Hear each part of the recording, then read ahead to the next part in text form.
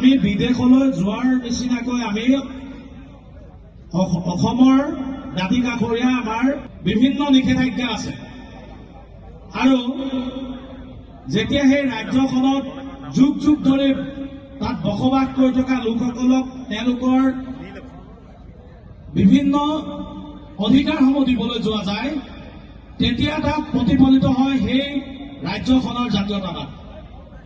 আমাৰ কেইদিনমানৰ পূৰ্বে অৰুণাচলৰ নামচাই তেজুকে ধৰি কেইটামান অঞ্চলত বসবাস কৰি থকা যুগ যুগ ধৰি বসবাস কৰি থকা মৰাণ মটক আহোমকে ধৰি আহোম টাইৰ কেইটামান ঠালক ধৰি তেওঁলোকৰ কেবিনেটত তেওঁলোকক তাৰ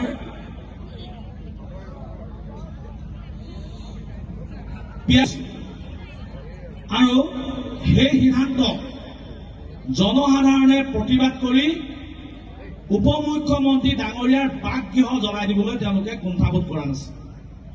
এয়া হৈছে জাতীয়তাবাদ।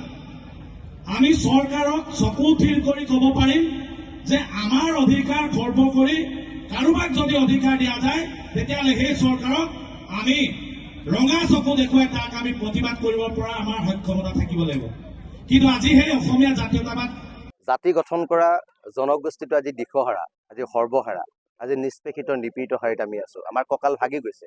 সেইকাৰণে আজি অসমৰ সৰ্বস্ত্ৰ ৰাইজ আহিলে ওলাই আহিছে আৰু সকলোৱে একেমুখে ক'ব বিচাৰিছে যে জাতি গঠন কৰা এই জনগোষ্ঠীটো আপোনালোকে সংৰক্ষণৰ মৰ্যাদা দিয়ক, আমাক স্বায়ত্ব শাসন আৰু জনজাতিকৰণৰ মৰ্যাদা দি জাতিটো ৰক্ষা কৰক। আৰু তাৰ কাৰণে চৰকাৰৰ চকু ফুল কৰিবৰ কাৰণে যে হাজাৰ হাজাৰ জনগণ ইয়ালৈ ওলাই আহিছে আৰু এই হাজাৰ হাজাৰ জনগণে এটাই মেছেজ দিব বিচাৰিছে যে আপোনালোকে এই আহোম জনগোষ্ঠীটো অন্যায় নকৰিব, আপোনালোকে থলগিৰি খিলঞ্জীয়া পক্ষত থাকি আপোনালোকে কাম কৰক, আপোনালোকে বহিৰাগত বিদেশীৰ বনিয়াৰ তলত থাকি আপোনালোকে কাম নকৰিব। সেই মেছেজটো আমি ঐতিহাসিক বৰ্ডিং খেলপথাৰৰ পৰা চৰকাৰক আমি দিব বিচাৰিছোঁ।